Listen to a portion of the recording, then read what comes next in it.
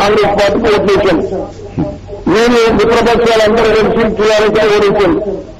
దానివల్ల నేను కూడా ఏమనుకున్నానంటే ఢిల్లీలో నోబడిగా చూసించబోతు తెలంగాణ, తర్వాత ఆంధ్రప్రదేశ్ లో కూడా తెలంగాణ అనే విషయం ప్రజలు మర్చిపోయినారని అనుకున్నాం. ఇది వాస్తవమైన పరిస్థితి ఉండదు. కానీ ఇప్పుడు పరిస్థితి దీనికి అనుకూలం ఆ విధంగా లేకుండా గ్రామం నుంచి కూడా పెద్ద ఎత్తున ఒక వివక్షణ తెలంగాణ కావాలని చెప్పి ఉద్యమం వచ్చింది. కాబట్టి ఇప్పుడు కాంగ్రెస్ హైకమాండ్ తప్పకుండా ఆలోచన చేస్తుందని చెప్పి నాకు నమ్మకం ఉంది. కాబట్టి ఎందుకంటే మేము తెలంగాణ రాయలసీమ సర్కార్ మీద ఉన్నటువంటి కాంగ్రెస్ నాయకులను కూడా మేము కాన్ఫరెన్స్ తీసుకోవాల్సి వస్తుంది. వాళ్ళని తీసుకోకుండా వాళ్ళు అవసరం లేదు, మేము నిర్ణయం తీసుకుంటామని చెప్పి అంటే మాత్రం అంత కాంగ్రెస్ పార్టీ మంచిది కాదు. కాబట్టి అన్ని విషయాలు ఆలోచన చేసి మేము నిర్ణయం తీసుకోవాల్సి ఉంటుందని చెప్పి మనం చెప్తామన్నాం.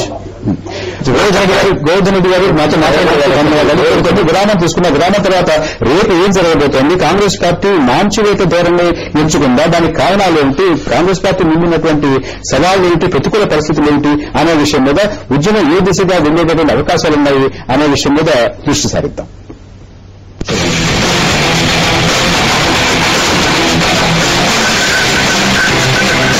దాని డెడ్లైన్ నేను పెట్టలేనటువంటి మాట కూడా అన్నారు. గోవర్ధన్ రెడ్డి గారు కానీ కాంగ్రెస్ పార్టీ కానీ రాష్ట్రపతి ఉభయ సభలను ఉద్దేశించి చేసినటువంటి ప్రసంగంలో మీరు తెలంగాణ గురించి ఎందుకు మెన్షన్ చేసినారు? ఎన్ని చిన్న రాష్ట్రాలు ఉన్నాయి కదా, రెండవ శాసన తర్వాత ఇద్దామని అనుకున్నట్టు మీ ఆలోచన ఉన్నట్టయితే, states reorganisation commission second reorganisation పెట్టాలని ఆలోచన ఉన్నట్టయితే బాధ్యత రహితం కదా ఆయనతో చెప్పించడం అనేది. కాబట్టి మీరు ఎన్నికల దృష్టిలో పెట్టుకున్నారు, మన టీడీపీతో కలిసింది కాబట్టి ఆ భావం ఇప్పుడు ఎన్నికల తర్వాత కదా ప్రసంగం రాష్ట్రపతి ప్రసంగం ఇప్పుడు వీరితో రావాల్సిన ప్రయోజనం పూర్తిగా పొందేశారు. అయినా కూడా రాష్ట్రపతి ప్రసంగంలో ఎందుకు పెట్టారు? అది ఒత్తిడి కంటిన్యూటీ ఉంది కదా. ఎందుకంటే ఎన్నికల్లో ప్రత్యేక తెలంగాణ ఇస్తామనేటువంటి ఒక స్పష్టమైన సందేశం ప్రజలకు ఇచ్చినారు. అభివృద్ధి మూమెంట్ ఇది. మేము 3 రాష్ట్రాలు ఇచ్చిన తర్వాత మళ్ళీ కేసీఆర్ ప్రారంభించిన మూమెంట్ తప్పకుండా ప్రజలు గుర్తించినారు. మీరు కాంగ్రెస్ పార్టీ గురించి ఏం అర్థం చేసుకుంటున్నారు? స్పష్టత అస్పష్టత మధ్య కొట్టుమిట్టాడుతోందా, లేకపోతే లాభ నష్టాలు బేరీజు వేసుకుంటుందా, లేకపోతే తెలంగాణ యువకులు తెలంగాణ దగా చేద్దాం అనుకుంటుందా? ప్రధాని ఒక్క నిమిషం అనిపిస్తే తెలంగాణకు దగా ఇస్తామనుకుంటున్నారు. విశ్వాసఘాతకం తప్ప మరొకటి లేదు. ఇది కేవలం స్వార్థపూరితంగా తెలంగాణ ప్రజలను బలి చేయాలనుకుంటున్నారు. ఎందుకంటే కోస్తా రాయలసీమకు సంబంధించినటువంటి ఎంపీలందరూ కూడా వాళ్ళ ఆర్థికం చాలా గట్టిగా ఉంది. సహజంగా ఉంటుంది, వాళ్ళకు సమైక్యంగా ఉండాలనుకుంటారో ఉండవచ్చు. కానీ నేను ఒకటి చెప్తాను మీకు, మీరు అసలు ఈ హైదరాబాద్ సంస్థానము విమోచన కాకముందే మోసం చేసింది ఎవరు? ప్రభుత్వం, కాంగ్రెస్, ఈ తెలంగాణ ప్రజలు. అది ఇంకా కొనసాగుతామంటారు మీరు? గోవర్ధన్ రెడ్డి గారు చెప్పినటువంటి రాష్ట్రపతి మాటలు డెఫినెట్. ఇప్పుడు 29th నవంబర్లో స్టాండ్ స్టిల్ అగ్రిమెంట్ ఎప్పుడైతే నిజాంతో తీసుకున్నారో, భారతదేశం అంతా స్వాతంత్రం వస్తుంది, తెలంగాణ ప్రజలను పరిపాలించేటువంటి నిజాంతో మీరు స్టాండ్ స్టిల్ అగ్రిమెంట్ చేసుకున్నారంటే ఎంత మోసపూరితం. ఆ స్టాండ్ స్టిల్ అగ్రిమెంట్ చేసుకున్న తర్వాత ఎంత దమనకాండ జరిగింది తెలంగాణలో, ఎంత దౌర్జన్యాలు జరిగినాయి, ఎన్ని హత్యలు జరిగినాయి, స్త్రీల మానభంగాలు జరిగినాయంటే మీ యొక్క స్టాండ్ స్టిల్ అగ్రిమెంట్ వల్లనే మీరు దీన్ని లిబరేట్ చేయలేకపోయినారు. తర్వాత ప్రజలు, కమ్యూనిస్టులు కావచ్చు, మిగతా కావచ్చు, సాయుధ పోరాటం వచ్చింది. సాయుధ పోరాటం కూడా మా పొత్తులు అంటే ఏదైనా పర్లేదు, ప్రజలందరూ తీసుకుని తెలంగాణలో భారత వాళ్ళకు విమోచన చేసుకున్నారు. Just police action, facilitated action. అప్పటి నుంచి మీరు మోసం చేస్తున్నారు. జెంటిల్మెన్ అగ్రిమెంట్ లో ఇక్కడ కోస్తా సీఎం అయితే తెలంగాణ డిప్యూటీ అని ఇవని చెప్పి మొత్తంలో బ్రేక్ చేసి పెట్టేసినారు. 6 పాయింట్ ఫార్ములా కానీ ఏదైనా కానీ. తర్వాత మీరు చూస్తున్నారు 1950లో ఉన్నటువంటి ఖైదారు చట్టం, it was only confined to Telangana. Deliberately this is not the point. ఇక నిన్న మొన్న ఎంత మోసం చేస్తున్నారు, ఇది కొత్త మోసం కాదు. కేసీఆర్ నిరాహారదీక్ష చెబుతున్నాడు, ప్రజల ఉద్యమం ఉంది వస్తుంది. కానీ కంటిన్యూస్ గా కాంగ్రెస్ పార్టీ విశ్వాసఘాతుకానికి పాల్పడ్డది. కాబట్టి ఇది కాంగ్రెస్ పార్టీ ఇవ్వదు. అందుకోసం అంటున్నాం, కేసీఆర్ గారు దీన్ని విరమించాలి. జాయింట్ యాక్షన్ కమిటీ తెలంగాణ వాదులందరితో ఏర్పాటై ఒక ఉద్యమాన్ని ప్రారంభం చేయాలి తప్ప, ఉద్యమాన్ని ప్రారంభం చేసి ప్రభుత్వాన్ని దించిపడాలంటే ప్రెసిడెన్షియల్ రూల్ ఆంధ్ర రాష్ట్రంలో రావాలి, వస్తే తప్ప రాదుగా. ప్రభాకర్ గారు. పాలయ్య గోవర్ధన్ రెడ్డి గారు మాట్లాడుతూ మేము ఎప్పుడూ చెప్పలేదని చెప్తారు. ఈ రోజు వరకు లేదు సార్, జగిత్యాల ప్రాంతంలో, నాకు తెలిసి మెదక్ జిల్లాలో కాంగ్రెస్ తోటే సాధ్యం తెలంగాణ రాష్ట్రం, చేతి గుర్తులో తెలంగాణ అని చెప్పేసి ఈ రోజు వరకు ఉన్నాయి. మరి వారే ఒకదానికి ముందు మాట్లాడిన దానికి వెనక మాట్లాడిన దానికి కాంట్రడిక్షన్ ఉంది. భువనగిరి సభలో మాట్లాడినంటారు, కరీంనగర్ సభలో సోనియా గాంధీ గారు మాట్లాడారు. అంటే ఈ విధమైనటువంటి నాయకుల వల్ల కూడా ఎట్లాంటి అంటే పౌరుషం లేనటువంటి నాయకుల వల్ల ఒక నిమిషం, గోవర్ధన్ రెడ్డి గారు చెప్పిన దాంట్లో ఆయన ముందు చెప్పింది తేడా చెప్పింది, ఇందాక విజయసాగర్ గారు చెప్పినట్టు కొంత తేడా అలా ఉంచితే ఇవాళకి కూడా కాంగ్రెస్ పార్టీ నిన్న మొన్న ఇవాళ కూడా మేము తెలంగాణ ఇవ్వడానికి వ్యతిరేకం కాదు అని అదే పోతున్నా సార్. దయచేసి అంతకుముందు రాజయ్య గారు చెప్పారు, టీఆర్ఎస్ 2004లో ఒప్పందం చేసుకుంది, 2009లో ఇంకొకరితో ఒప్పందం చేసుకుంది, ఆ మధ్య కాలంలో ఏం జరిగింది, ఎవరిని ఏమన్నారు. ఇది కాదండి, తెలంగాణ ఉద్యమానికి టీఆర్ఎస్ అనే ఒక సంస్థ, ఆ సంస్థ ముందుకుపోతా ఉంది. ఆ ముందుకుపోతున్న క్రమంలో ఎన్నో పొత్తులు పెట్టుకున్నారు, ఇవన్నీ జరుగుతూ ఉంటాయి. మరి ప్రజలు కోరుకుంటున్నటువంటి న్యాయమైన డిమాండా కాదా అనేది ఒకటి.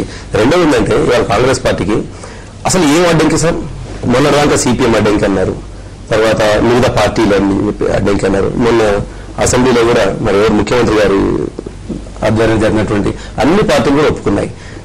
సిపిఎం కూడా వాళ్ళ స్టాండ్ ఏం చెప్పారంటే రాష్ట్ర విషయానికి వస్తే మీ గతంలో మన వారు ఏమన్నారో అంటే మా కేంద్ర అధినాయకత్వం ఏమన్నదో అది మేము ఫాలో అవుతామని చెప్పారు. అంటే మా భుజం మీద తుపాకి పెట్టి కాల్చొద్దు అని చెప్పేసి గతంలో చెప్పినటువంటి మాటను వాళ్ళు రిపీట్ చేశారు.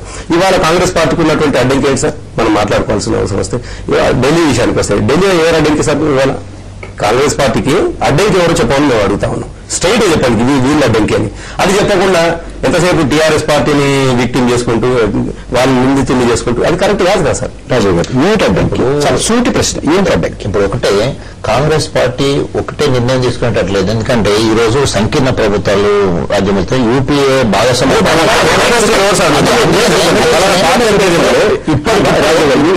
నడుపుతున్నటువంటి సంకీర్ణ 50 సంవత్సరాల డిమాండ్ ఇది. మీరు నడుపుతున్న సంకీర్ణ ప్రభుత్వంలో వీరు వద్దంటున్నారు, వీరు వద్దంటున్నారు చెప్పాలని ఎవరన్నా ఒక గత ఒకటి. రెండవది విజయసాగర్ గారు రెండో చెప్పారు, మీరు రాష్ట్రపతి ప్రసంగంలో కూడా పెట్టారు. అది యూపీఏ 2004 అనుకుందాం. 2004 యూపీఏకి 2009 యూపీఏకి ఏమైనా తేడా ఉందా?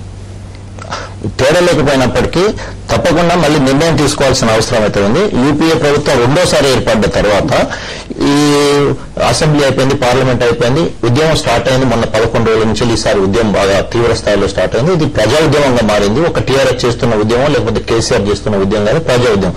తప్పకుండా తెలంగాణ ప్రాంతానికి సంబంధించిన వాళ్ళ కాకుండా ఈరోజు రాష్ట్రంలో కాకుండా దేశ అన్ని రాజకీయ పార్టీలు కూడా ఈ రోజు తెలంగాణ గురించి ఆలోచిస్తున్నాయి. ఒక తెలంగాణ అంశం బయటకు వస్తే మిగతా రాష్ట్రాలలో ఉన్న చిన్న రాష్ట్రాలు కూడా ఉన్నా కూడా తెలంగాణకి ఎక్కువ ఇంపార్టెన్స్ చేయాలని కూడా ఈ రోజు పార్లమెంట్ లో డిస్కషన్ అయింది. మీ పార్టీ కాంగ్రెస్ పార్టీ ప్రధాన కార్యదర్శి శ్రీ అంబటి రాంబాబు మనతో ఫోన్ లో మాట్లాడడానికి అందుబాటులో వచ్చారు. రాంబాబు గారు నమస్కారం అండి. రాంబాబు గారు, తెలంగాణ మీద ఇక్కడ విజయసాగర్ రావు గారు ఉన్నారు, తెలపల్లి రవి గారు ఉన్నారు, రాజయ్య గారు ఉన్నారు, టీఆర్ఎస్ నాయకులు ప్రభాకర్ గారు ఉన్నారు. ఇప్పుడు జరుగుతున్నటువంటి చర్చలో ఒక విషయం ప్రముఖంగా ఏమొస్తుందండి, కాంగ్రెస్ పార్టీ ఒక స్పష్టత లేక అస్పష్టత అనేది కొట్టుమిట్టాడుతుందా, లేకపోతే తెలంగాణ ఇవ్వకూడదని ముందే లోపల అనుకుని ఏదో రకంగా నాంచివేత వైఖరి అవలంబిస్తుందా, లేకపోతే తెలంగాణ ఇస్తే మనకి కోస్తాలో పరిస్థితి ఏమిటి, రాయలసీమలో పరిస్థితి ఏమిటి అనేటువంటి లాభ నష్టాలు బేరీజులో ఉందా? మీరు ఎక్కడున్నారు? తెలంగాణ విషయంలో మీ ఆలోచన ఏమిటి? స్పష్టత లేదా? ఒకటి, తెలంగాణ డిమాండ్ సుదీర్ఘకాలం నుంచి వస్తున్నది కాబట్టి దాన్ని పరిశీలన చేసి తప్పనిసరిగా ఇవ్వాలనేటువంటి ఒక డిమాండ్ పరిశీలనలో ఉన్నమాట వాస్తవం. అయితే రాంబాబు గారు మీరు తెలంగాణ విషయాన్ని పరిశీలన చేస్తున్నారంటే విద్యాసాగర్ రావు గారు చిరునవ్వు నవ్వుతున్నారు. అంటే విద్యాసాగర్ రావు ఎంత ఇది ఒక విషయం చెప్తారు, మీ విద్యాసాగర్ రావు గారు పెద్దలు అక్కడ ఉన్నారు. ఇది ఎంత జటిలమైన సమస్య అంటే భారతీయ జనతా పార్టీ రాజమండ్రిలో సమావేశం పెట్టి ఒక ఓటు 2 రాష్ట్రాలు మళ్ళా భారతదేశంలో 3 రాష్ట్రాలు ఇచ్చి ఆంధ్ర రాష్ట్రాన్ని ఇవ్వలేదు. అంత జటిలమైన సమస్యను వారు కూడా గుర్తించారు. ఆ రోజున ఎందుకు ఇవ్వలేదంటే చంద్రబాబు నాయుడు గారు అడ్డం అన్నారు. కాబట్టి ఎవరికైనా వారైనా వారి రాజకీయ లాభ నష్టాలు ఆ రోజు బేరీజ్ వేసుకోలేదో చెప్పండి. భారతీయ జనతా పార్టీ వారు 3 రాష్ట్రాలను ఇచ్చారు, ఆంధ్ర రాష్ట్రాన్ని మాత్రం ఇవ్వలేదు. ఆ రోజు ఉద్యమం లేదని ఇవ్వలేదా? అది కరెక్ట్ కాదు కదా. భారతీయ జనతా పార్టీ వారు మాట్లాడే ముందు వారు ఒక్కసారి ఆత్మవిమర్శ చేసుకోవాలి. ఎందుకు తెలంగాణ ఆ రోజు ఇవ్వలేకపోయారు? చంద్రబాబు నాయుడు గారు అడ్డుకున్నారన్నారు. అలాగే రాజకీయంగా ఉన్నటువంటి పరిస్థితులను కూడా ఆలోచన చేయకుండా ఏ రాజకీయ పార్టీ కూడా ఇవ్వదు. అయితే ఇక్కడ గమనించవలసింది ఏంటంటే టీఆర్ఎస్ అనే రాజకీయ పార్టీ కేవలం తెలంగాణ ప్రాంతానికి సంబంధించింది కాబట్టి వారు తప్పనిసరిగా కావాలని కోరుకుంటారు. అయితే మేము ఆలోచించేటప్పుడు భారతదేశాన్ని మొత్తంగా ఆలోచిస్తాం, అలాగే ఆంధ్ర రాష్ట్రం మొత్తంగా ఆలోచిస్తాం. ఆంధ్ర రాష్ట్రం మొత్తంగా ఆలోచన చేసి భారతదేశంలో ఉన్న డిమాండ్లన్నింటినీ కూడా పరిశీలన చేసి వారు ఎప్పుడైతే 3 రాష్ట్రాలు ఇచ్చినట్టుగా మేము కూడా కొన్ని రాష్ట్రాలు ఇచ్చేటప్పుడు తప్పనిసరిగా దీన్ని పరిశీలన చేసి ఇవ్వడానికి అవకాశం ఇస్తుంది. అంతేగాని వాళ్ళ రాంబాబు ఒక క్షణం ఒక క్షణం ఆగండి. ఢిల్లీలో రోషయ్య గారు పత్రికల వారితో మాట్లాడుతున్నారు. ఒకసారి వారి మాటలు ప్రత్యక్ష ప్రసారం ద్వారా విందాం.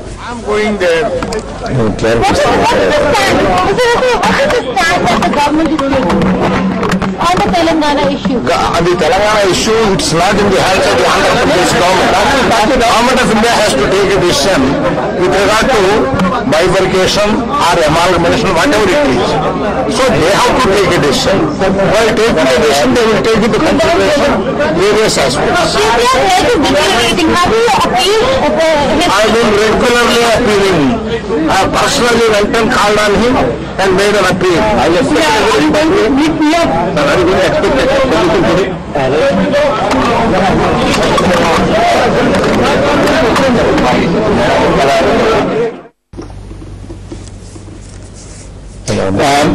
రాంబాబు గారు తను ఉన్నారు. ఒక్క క్షణం లైన్ లో ఉండండి సార్. కాసేపు మీరు కాస్త తిరిగి చేసుకుని కాసేపు లైన్ లో ఉండండి. విజయసాగరరావు గారు మీరు ముఖ్యమంత్రిగా చెప్పినటువంటి మాట విన్నదిగా అనిపించింది. ఆయన కోర్ కమిటీ మీద వెళ్ళబోతే చెప్పినటువంటి మాట. ముఖ్యమంత్రి గారికి బాగా నమ్మకం కలిగింది. మరొకసారి తెలంగాణను వ్యతిరేకించగలిగే శక్తి ఆయనకు వచ్చినట్టుంది. అసలు ఆ కాన్ఫిడెన్స్ కనపడతా ఉంది. ఎట్టి పరిస్థితిలో కూడా అసలు హైకమాండ్ ఒప్పుకునే పరిస్థితి లేదనేది కొంచెం చెప్తున్నాడు ఆయన. ఇంతకుముందు రాంబాబు గారు అన్న విషయంలో రాంబాబు గారు ఒకటి కాకినాడలో దానికి అది రాంబాబు